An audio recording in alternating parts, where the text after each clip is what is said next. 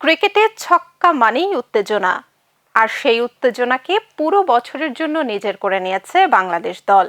2025 বাংলাদেশ ক্রিকেটের big heating revolution. এক পঞ্জিকা বর্ষে প্রথমবার 206 ছক্কার মাইল ফলক। 2024 সালের আগের রেকর্ড ছিল মাত্র 122। এক বছরে এই লাভটাই প্রমাণ করে বাংলাদেশের ব্যাটিং দর্শন বদলে গেছে। কিন্তু এই রেকর্ডের নেপথ্যের নায়করা কারা, দেখুন রিপোর্টে। Top edge, but I think this is going to fall safely.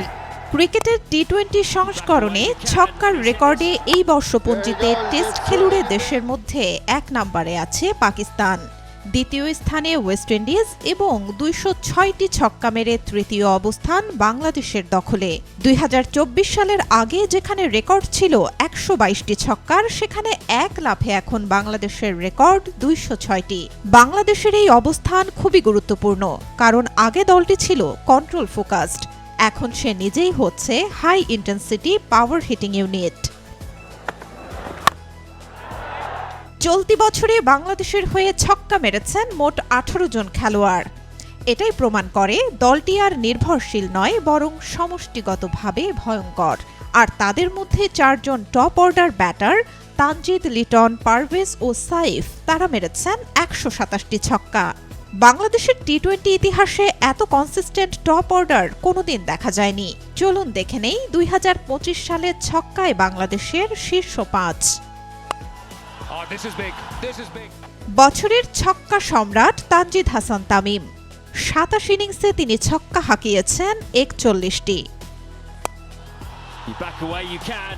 বাংলাদেশের পাওয়ার হিটিং এর ভবিষ্যৎ পারভেজ হোসেন ইমনের ব্যাট থেকে এসেছে 23 ইনিংসে 34টি ছক্কা।